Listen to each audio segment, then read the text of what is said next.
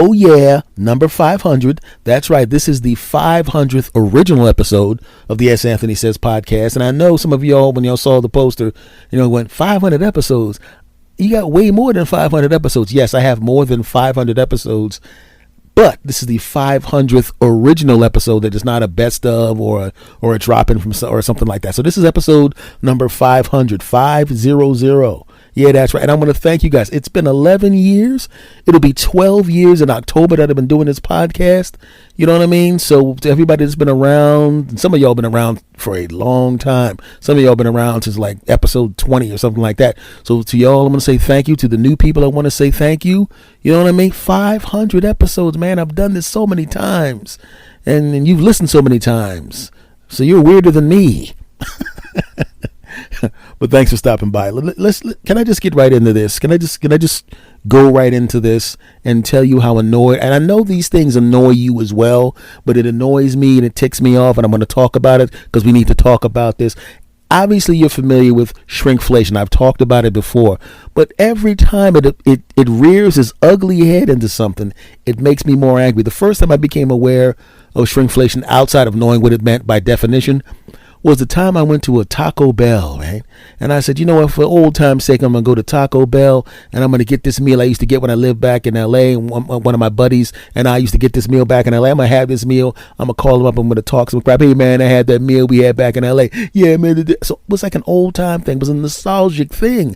So I get the thing and I am one of those kind of people that know exactly how many packs of sauce I need. When I go to the 7-Eleven and I get coffees, I know if I get the large cup of coffee, I need 6 equals, and that will give me exactly the right amount of sugar flavor without having to use the sugar. If I go to Taco Bell, I need 4 of those little packs to go along with this particular burrito, and I'm a scientist when it comes to that. And I go to the thing. I say, I'm not even going to drive home. I'm going to pull over in the parking lot. I'm going to turn on some podcast in the car, and I'm gonna bust this burrito up, and I'm gonna bust this juice up. I'm gonna tear it. Look good. The juice tasted good. I love this juice. I'm so glad I bought this juice. And now it's time for the star of the culinary show, the burrito.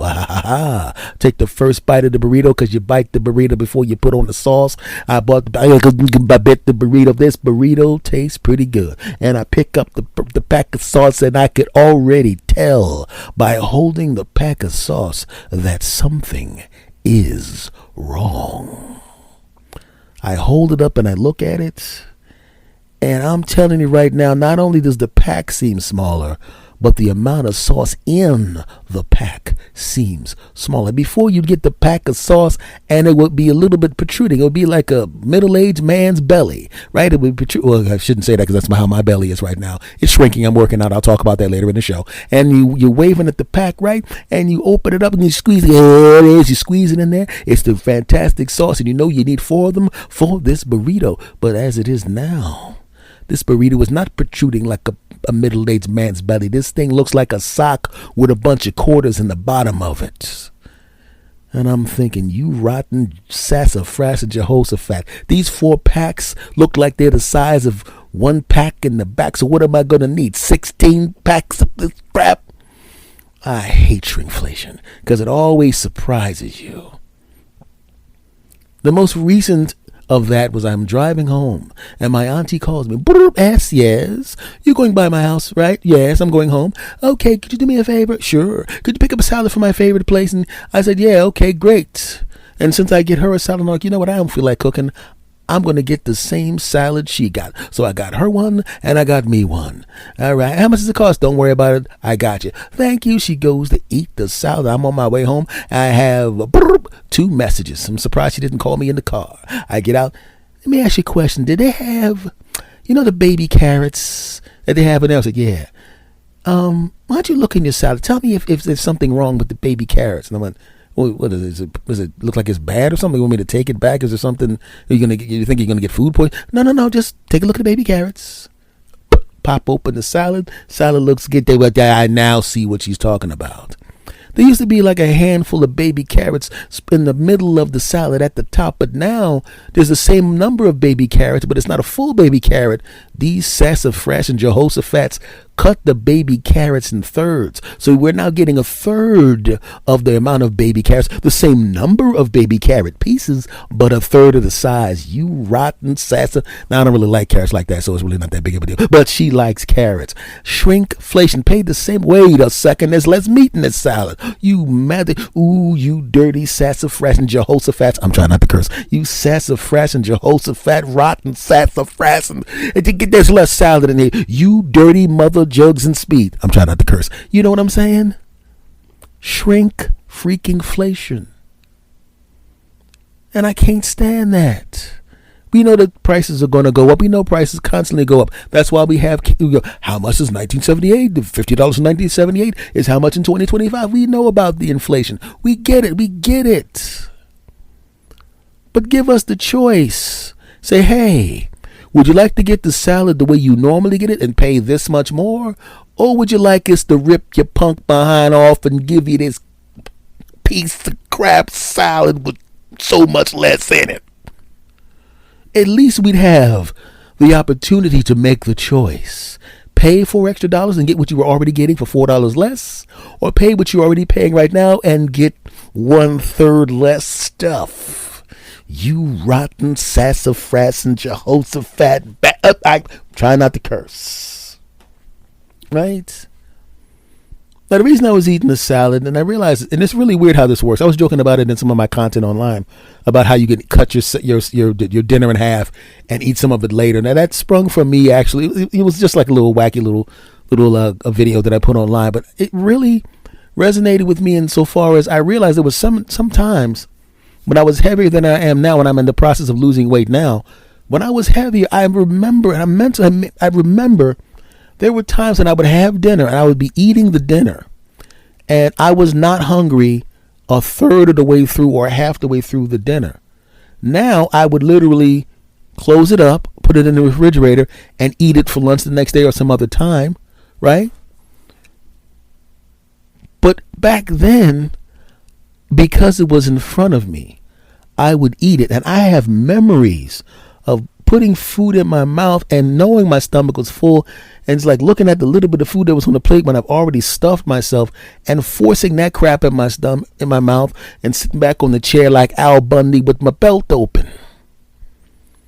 And I realized if I can just change that one habit, which I have, by the way, I just started to see the weight fall off. And that's the only change I made at that particular time. Because I just wanted to lose weight, not because anybody else said anything, not because I can't get a woman's phone number. I've never had that problem. But it was the meanest thing I've ever seen in my life. A horrible, horrible thing. Something that was mean and disgusting and made me angry. And I don't know if I'll ever forget it. You're probably wondering what that thing is. And that thing is my full-length mirror. Right? When you accept the fact that you're a big guy, and maybe even it's part of your personality. You know, at first when you were younger and somebody calls you, hey, big guy, hey, big man. When you're younger, you're a little bit, oh man, they're making fun of me. But when you become an older guy and you really don't care what anybody thinks, and somebody says, hey, big guy, you're like, he must be talking about me. What's up? It's big guy here. What's going on? How can I help you? Right? You get the deeper voice because somebody called you big guy. But then one day, you go through your closet. Of course, I'm not talking about me. Yes, I am. And I found some clothes I wore in my 20s when I had a 6-pack. I do not have a 6-pack. Well, I do have a 6-pack, but it's hidden in this refrigerator. Don't judge me. Shut up. And I held up the pants. And I knew that it looked like I was holding up my son's pants in comparison to how big I was at the time.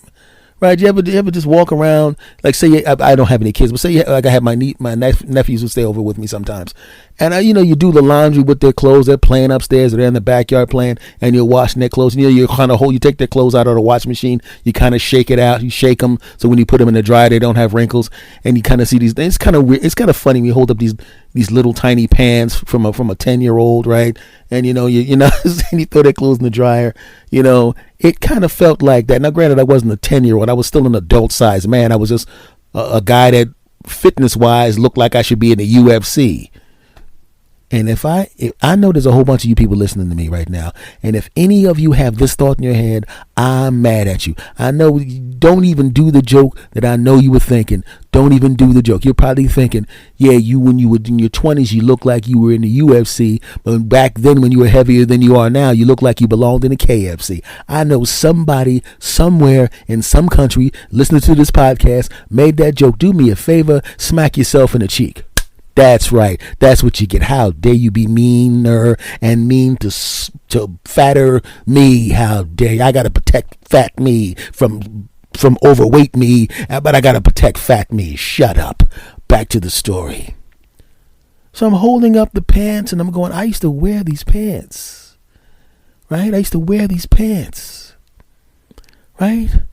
I used to walk around with my shirt off. Right?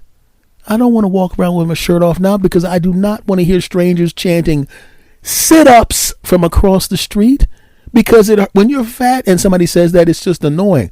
But when you're in the process of losing weight and someone makes fun of you for being heavy, it bothers you more because you're hypersensitive to it. It's like if you were rich at one point and you became poor, and all of a sudden somebody drives by in a Maserati and go, hey, you used to have one of these, didn't you? Enjoy the bus stop, loser. It feels kind of like that. You know you're going to be metaphorically getting your Maserati back, but it's going to take a while, right? So why did the evil mirror, why did the mirror do that to me? It was as if the mirror was mocking me. You know what I mean? You walk into the bathroom, you're feeling kind of good about yourself. You turn around and then you see yourself in the mirror and you're going, I'm not going to look, but I'm going to stay looking at my chin from my chin up. I'm doing okay there. And then you look down, damn. Right? You want to get on the floor and do some crunches right then and there. But, it's the bathroom floor and that's kind of gross. Even though you wash it, it's still a bathroom floor. That ain't happening, right? You realize how many mirrors in your house you have when you're trying not to look in them, right? How the hell does mirror get in the kitchen? Who put a mirror in the kitchen? This is ridiculous. Who put a mirror in the back of the closet? What is ridiculous? Wait a minute. What's a mirror doing on the back door and the back of the door? Who put a mirror in the back of the door? What the heck is going on here? Who is mean enough to do that? Who replaced the front, the windshield of my car with a mirror so I can see myself sitting down? This is just ridiculous. Who actually taped the mirror to the inside of my eyelids? Come on, this is just getting ridiculous. But sometimes, even though it's painful to see the process of going from where you are now to where you once were, as you work out, as you eat right, as you see the changes. Instead of being afraid of the mirror and know that you don't look as good as you looked before or as good as you're going to look, you can look in the mirror and see the changes. You can see the improvements. And now all of a sudden, even though you don't look like you want to look and you don't look like you used to look and you don't look like you're going to look, you still look in the mirror and go, hey, I'm not where I want to be, but I got news for you, mirror. I do see the difference. I see the little box coming in on my abs where the abs will be at some point. I know that's like they've been ordered from the metaphorical Amazon. I ordered the abs. They're coming, Jack. The abs are coming. Oh yeah, Jack. Oh yeah. So all of a sudden you're not mad at the mirrors anymore. You started looking for the mirrors. And that's when they take all the mirrors away. Hey, where all the damn mirrors are? Now that I started looking better. Oh, you people stink.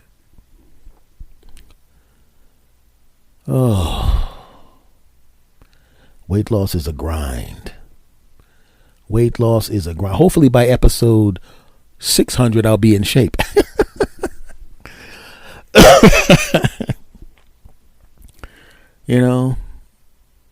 But that wasn't even the weirdest thing that happened during the course of the week.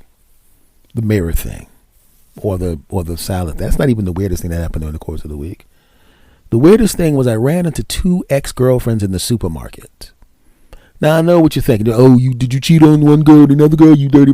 No, I've never cheated on anybody in my life, and that's the truth. No joking with that. But these were 2 girlfriends that from different time periods in my life, who lived in different parts of the city that I lived in, right? And so they didn't even know about each other because they were 2 girlfriends apart. Between one lady, there were 2 more girlfriends, and then there was the other lady. So there were 2 girlfriends apart. But I don't know why. For some reason, I walk into the supermarket and I see one of them, and I'm about to go, hey, let me go over and say hi. And then I see the other one walk up, and I'm going, this is weird. And at this particular point, they hadn't met yet. They were actually perusing some fruit, and one lady knew how is this ripe, girl? This is how it's ripe. Let me tell you, girl. This is what you need to do, girl. Yeah, girl. Here, girl. Right. So they start talking, laughing and joking, and I'm going, oh, please let this, because I won't mind meeting them individually in the supermarket, having a little quick 5-minute conversation. How's it going? You look great, and going about my business. But for some reason, this made me uncomfortable. Right now, as it turns out, it really shouldn't be that big of a deal. It's just 2 ladies talking. Quite frankly, during the course of their relationship, I haven't been in a relationship with either one of them in such a long time. Not a ridiculous amount of time, but they would probably be talking about whatever boyfriend they're with now. If they're with a boyfriend or husband they're with now, they probably wouldn't come up and bring me up because it's been a while. But there's something about them becoming friends, right? And somewhere they start sitting there reminiscing. Yeah, I've had some pretty good boyfriends, even the ones that didn't work out. Some pretty good guys. I had this one guy who did this. He did what? Yeah, he did that. I knew a guy that did that too. Oh yeah, what a coincidence. Yeah. Let me ask you a question. Did he do this? Yeah, he did do that. And did he put the thing with the stuff with the thing? Yeah. What was he about 5'8"? Yeah. Had some dimples? Yeah. Did he do stand-up comedy? Yeah. What's his name? Yeah. Because at that point, now they're going to go, oh, we both, whatted with that same guy. Let's talk about the weird, disgusting crap you did with him and the weird, disgusting crap I did with him. That's what I'm sitting there going, hey, he was such a weirdo. And then he did this. Oh, God, my God. And when he did this, oh, God. And I'm sitting there imagining that. And I'm like, ugh. That I don't know. That's just they ain't got nothing bad to say because let's be honest, I'm Miss Anthony. But let's go back to the story, right? So I don't necessarily want to run into these 2 because I'm hoping that they have a nice little light conversation and go their separate ways, right? Should I get out of the supermarket before any one of them sees me, or should I try to? Because if I have one conversation with one, I know they're both loud talkers. Because if I run and one of them runs into me, they go, and all that yelling and jump on me and hug me and all that kind of stuff, which is cool, but it's just going to draw attention, right? Should I sneak out of this? Because I was only in there for a couple of things. I just needed, a little of this and a little of that, and I can get out of there. I'm trying to ease out the supermarket. This is one of those supermarkets where even when you're in the aisles, you can see the front window. So I'd have to find a way to get out of the supermarket without looking suspicious, because I don't want to be looking like Mission Impossible and have the security guard going, excuse me, sir, we're going to have to talk to you because you're looking suspicious and we're going to have to talk to you. We need to talk to you over here. I'm going to make a lot of noise so everyone starts talking to you. So the 2 ladies that you wanted to not see you are not only going to see you, but they're going to see you sitting here being frisked by a security guard. Then they're both going to be thinking, he was such a great guy, but look how he must have really fell off. Look at him. Maybe he's shoplifting. I can't believe he's shoplifting. Let's hide. Let's not see. I don't want to be. I'm embarrassed. I don't want him to see us because it would be embarrassing if he sees us see him like that. I didn't want that to happen. So I'm trying to ease out the supermarket. Trying to ease out there. Oh goodness gracious, she's at the end of the aisle. Let me see if I can go down the other. And she's at the end of the other aisle, and she sees me. Great. Hey, just like I thought. She comes running down and jumps on me. Hey, and we're having a really pleasant conversation. And inside I'm going, I got to wrap this up quick. I got to get the heck out of here before the other one sees me. And she goes, yeah, right? And she's talking all this stuff. Kids, husband. I'm like, I'm looking pleasant on the outside, but inside I'm going, I come to get away from her. I've got to get away from her. Right? And as she did that, The other one sees, and she runs over there. Hey, do you guys know each other? Yeah, we used to. Yeah, I was telling him, well, you used to date a few years ago. We went out and well, we went out a few days ago. And I'm like, oh, it's going to be great. And nightmare. And I'm hoping that now they're starting to talk about, hey, he's one of the, he also, and they start talking about the crap I used to do, not the sex crap, but just other kind of idiosyncrasies.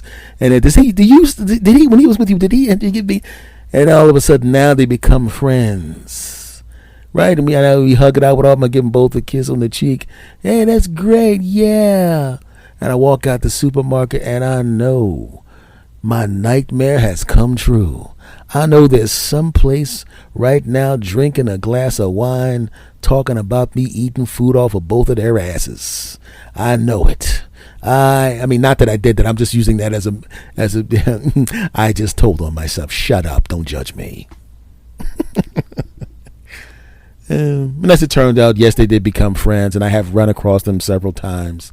They're not like best friends, and they'll know they say, and you probably were wondering if we started talking about all the weird crap we used to do together and the weird craps you probably did with her. You probably worried about them. Like, no, I'm not worried about that. I didn't even give that a second thought. I'm definitely not going to talk about it on my podcast 3 days from now. Moving on. But as it turns out, everything worked out fine. They became fast friends, not super duper close friends. They're not like best friends, but they're cool. I run into them every once in a while, and we're cool, so everything's great.